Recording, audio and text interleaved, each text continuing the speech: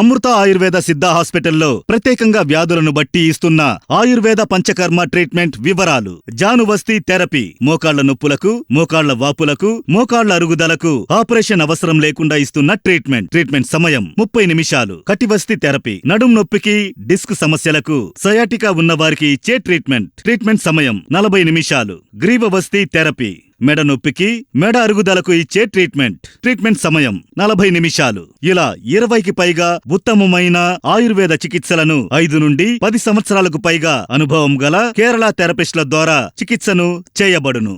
అమృత ఆయుర్వేద సిద్ధ హాస్పిటల్ అనుభవజ్ఞులైన వైద్యులతో ఎన్నో దీర్ఘకాలిక వ్యాధులను పరిష్కరిస్తూ, ముఖ్యంగా ఆర్థరైటిస్, సోరియాసిస్, నరాలకు సంబంధించిన వ్యాధులు, పక్షవాతం, పార్కిన్సన్స్ వంటి రోగాలకు మంచి ఫలితాలను అందిస్తూ ముందుకు కొనసాగుతోంది మీ అమృత ఆయుర్వేద సిద్ధ హాస్పిటల్. మా హాస్పిటల్స్ బ్రాంచులు హైదరాబాద్, విశాఖపట్నం, నెల్లూరు. సినీ హీరోయిన్ త్రిష మరో జయలలిత కాబోతున్నారా?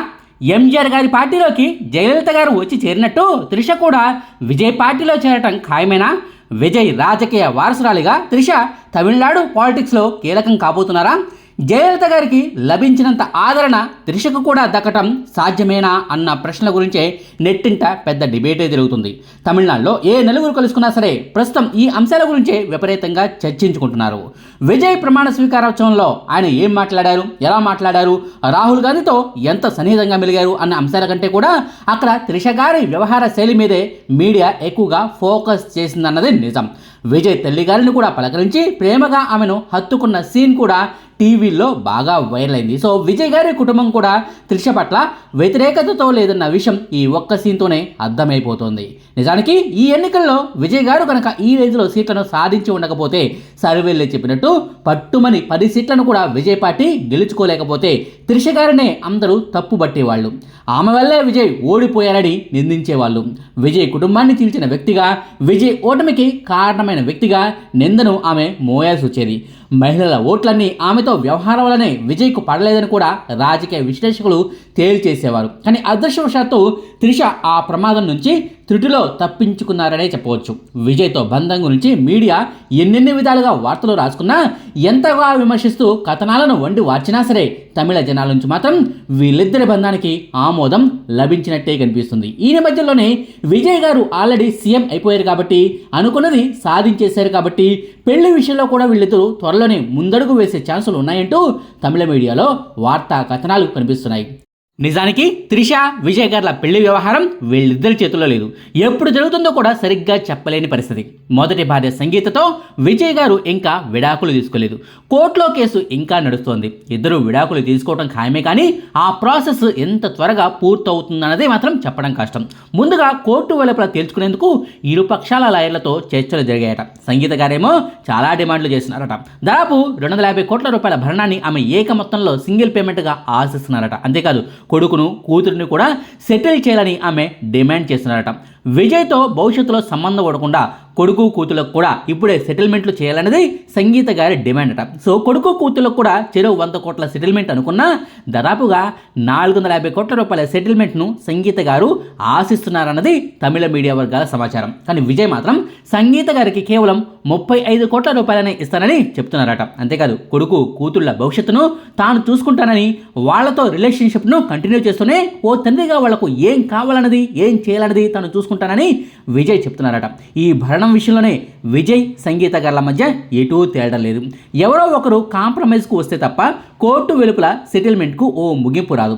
ఒకవేళ కోర్టు వెలుపల సెటిల్మెంట్ ప్రాసెస్ పూర్తి కాకపోతే ఇరువురి వాదనలు విన్న తర్వాత కోర్టే తుది తీర్పు ఇస్తుంది. అదే జరిగితే ముఖ్యమంత్రి హోదాలో ఉన్న ఓ వ్యక్తి నుంచి భార్య విడాకులను తీసుకోవటం, భారీ మొత్తంలో భరణాన్ని కూడా కోర్టు ఇప్పించడం అనేది అదే మొట్టమొదటి సంఘటన అవుతుంది. చూడాలి మరి భార్యాభర్తల విడాకుల కేసులో చివరకు ఏం జరుగుతుందో అన్నది. అయితే ఈ మొత్తం ప్రాసెస్ అంతా పూర్తవడం అనేది 1-2 నెలల్లో జరిగే పనే కాదు. కనీసం ఏడాదైనా సమయం పడుతుంది. 2027 సంవత్సరం వేసవి కాలం నాటికి వీళ్ళిద్దరికి విడాకులు మంజూరయ్యాయని అనుకున్నా వెంటనే త్రిష గారిని విజయ్ గారు పెళ్లి చేసుకునే ఛాన్స్ ఉండదు. విడాకుల గురించి కోర్టు తీర్పు వచ్చిన నెల రోజుల్లోపే పెళ్లి చేసుకుంటే ఎప్పుడెప్పుడు విడాకులు వస్తాయా అని వీళ్ళిద్దరూ ఎదురు చూస్తున్నారంటూ విమర్శించే వాళ్ళు లేకపోలేదు. రాజకీయంగా విజయ్కు అది మరింత డ్యామేజ్ను తెచ్చిపెడుతుంది. అందుకే విడాకులు వచ్చిన తర్వాత కూడా కనీసం ఏడాది పాటు వీళ్ళిద్దరూ పెళ్లి చేసుకోకపోవచ్చు. అంటే కాస్త అటు ఇటుగా 2027 సంవత్సరాంతంలో కానీ లేక 2028 సంవత్సరంలో కానీ వీళ్ళిద్దరు పెళ్లి జరిగే ఛాన్సులు ఉన్నాయి. ఎన్నికల ఫలితాల ద్వారా జనాల నుంచి ఎలాగో ఆమోదం లభించింది కాబట్టి విడాకులైన కొద్ది నెలలకే వీళ్ళిద్దరూ సైలెంట్గా రిజిస్టర్ మ్యారేజ్ చేసుకున్నా ఆశ్చర్యపోనక్కర్లేదు. చూడాలి మరి ఈ విషయంలో వీళ్ళిద్దరూ ఎలాంటి నిర్ణయం తీసుకుంటారో అన్నది. ఆ సంగతిని పక్కన పెడితే అసలు పెళ్లి గురించి త్రిష గారి ఆలోచనలు ఏంటి? గతంలో ఓసారి ఓ వ్యాపారవేత్తతో పెళ్లి వరకు వెళ్ళి మరి ఎంగేజ్మెంట్ను చేసుకుని మరి అర్ధాంతరంగా ఎందుకు ఆ పెళ్లిని రద్దు చేసుకున్నారన్న వివరాల గురించి కూడా నెటిజన్లు ఆరా తీస్తున్నారు. అంతేకాదు దగ్గుబాటి రాణాతో కూడా కొంతకాలం ప్రేమలో ఉన్నప్పటికీ వాళ్ళ బంధం కూడా పెళ్లి వరకు వెళ్లకుండా ఆగిపోవడానికి కారణాలేంటన్నది కూడా గుర్తు చేసుకుంటున్నారు. 1983 సంవత్సరం మే నెల 4వ తారీఖున త్రిష గారు జన్మించారు. అంటే ప్రస్తుతం ఆమెకు అక్షరాల 43 ఏళ్ల వయసు అన్నమాట. త్రిష గారు తన 16 ఏళ్ల వయసు నుంచే సినిమాల్లో నటించడం మొదలుపెట్టారు. మొదటి 2-3 సినిమాల్లో హీరోయిన్ పక్కన సైడ్ రోల్స్ చేసినా ఆ తర్వాత కొద్ది కాలంలోనే హీరోయిన్గా నిలదొక్కున్నారు. జూనియర్ ఎన్టీఆర్ గారి నుంచి చిరంజీవి గారి వరకు తెలుగులో టాప్ స్టార్స్ పక్కన హీరోయిన్గా చేసింది. తమిళ్లో కూడా స్టార్ హీరోయిన్గా ఓ వెలుగు వెలిగింది. 1999 సంవత్సరంలోనే సినీ ఇండస్ట్రీలోకి ఆమె అడుగుపెట్టినా ఇప్పటికీ ఆమె సినిమాల్లో నటిస్తూనే ఉంది. హీరోయిన్గా ఏకంగా 27 ఏళ్ల పాటు సినీ ఇండస్ట్రీలో త్రిష గారు కొనసాగడం అనేది ఓ అరుదైన రికార్డే అని చెప్పుకోవచ్చు. ఆ సంగతిని పక్కన పెడితే త్రిష గారు సినీ ఇండస్ట్రీలోకి రాకముందు నుంచే దగ్గుబాటి రాణా గారితో పరిచయం ఉండేది. అప్పట్లో చెన్నైలోనే రాణా గారు ఎక్కువగా ఉండేవాళ్ళు. చదువుకునే రోజుల్లోనే వాళ్ళిద్దరికీ పరిచయం. ఇద్దరు కలిసి దాదాపు 10 ఏళ్ల పాటు ట్రావెల్ చేశారట. వీళ్ళిద్దరూ పెళ్లి చేసుకుంటారని కూడా అప్పట్లో తెగ వార్తలు వచ్చేవి. కానీ 2010 సంవత్సరం నాటికే వీళ్ళిద్దరూ విడిపోయారు. కారణాలు ఏంటన్నది ఎప్పుడు బయటకు చెప్పలేలే కానీ పరిచయమైన 10 ఏళ్ల తర్వాత ఇద్దరి దారులు వేరయ్యాయి. త్రిష గారితో బంధం గురించి రాణా గారే ఓ ఇంటర్వ్యూలో నేరుగా క్లారిటీ ఇచ్చారు.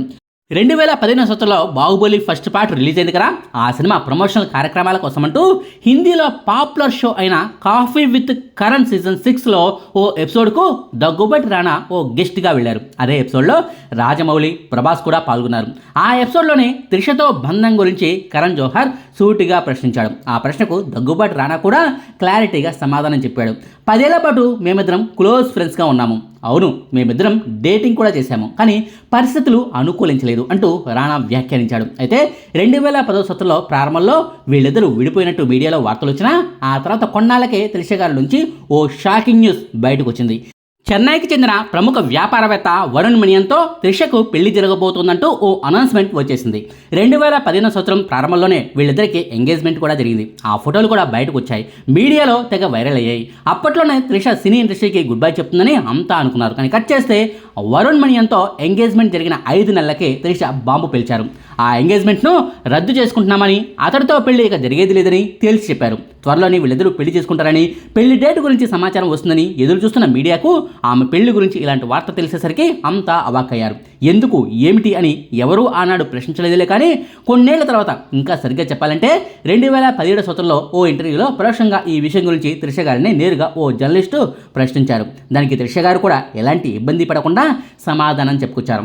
నాకు ఇప్పటికీ పెళ్లి పట్ల నమ్మకం ఉంది, కానీ మన చుట్టూ ఉన్న ఈ సమాజం కోసమే మనం పెళ్లి చేసుకోవాలన్న విధానాన్ని మాత్రం నేను వ్యతిరేకిస్తాను. నిజం చెప్పాలంటే పెళ్లి విషయంలో వయసు అనేది ఒక సమస్యే కాదు. మన చుట్టూ ఉండే సొసైటీ ఏమనుకుంటుందో అన్న భయంతో పెళ్లి చేసుకోవటం కరెక్ట్ కాదు. ఈ విషయాన్ని సరిగ్గా అర్థం చేసుకోకుండా ఆదరాబాదరగా పెళ్లిళ్ళు చేసుకుని ఇబ్బందులు పడుతున్న వాళ్ళను నేను చాలా దగ్గరగా చూశాను. ఎవరినైనా సరే నచ్చిన తర్వాతే పెళ్లి చేసుకోవాలి, కానీ ఇతరతర కారణాలతో పెళ్లి చేసుకోకూడదు. ఒకవేళ నాకు 25 ఏళ్ల వయసులోనే కరెక్ట్ పర్సన్ దొరికి ఉంటే ఈ పాటికి పెళ్ళై ఉండేది కూడా అంటూ పెళ్లి గురించి త్రిష గారు చెప్పుకొచ్చారు. 2015 సంవత్సరంలోనే చెన్నై వ్యాపారవేత్త వరుణ్ మణియన్తో పెళ్లి రద్దయిన తర్వాత నుంచే త్రిష గారికి విజయ్తో పరిచయం ఏర్పడి ఉండవచ్చు. ఆ పరిచయం కాస్త చివరకు ఇలా పబ్లిక్ లైఫ్లోకి వచ్చిందనమాట. చూడాలి మరి వీళ్ళిద్దరైనా పెళ్లి బంధం వరకు వెళ్తారా లేదా అన్నది. ఇదండి త్రిష గారితో విజయ్కు పెళ్లి ఎప్పుడు జరిగే ఛాన్స్ ఉంది, అలాగే త్రిషకు సంబంధించి గతంలో ఎంగేజ్మెంట్ ఎందుకు రద్దయింది అన్న అంశాలకు సంబంధించిన సమాచారం. మీకు ఈ వీడియో నచ్చితే లైక్ చేయండి, షేర్ చేయండి. మరిన్ని ఆసక్తికరమైన వీడియోల కోసం మా కొత్త ముచ్చట ఛానల్ను సబ్స్క్రైబ్ చేయడం మాత్రం మర్చిపోకండి. Thank you.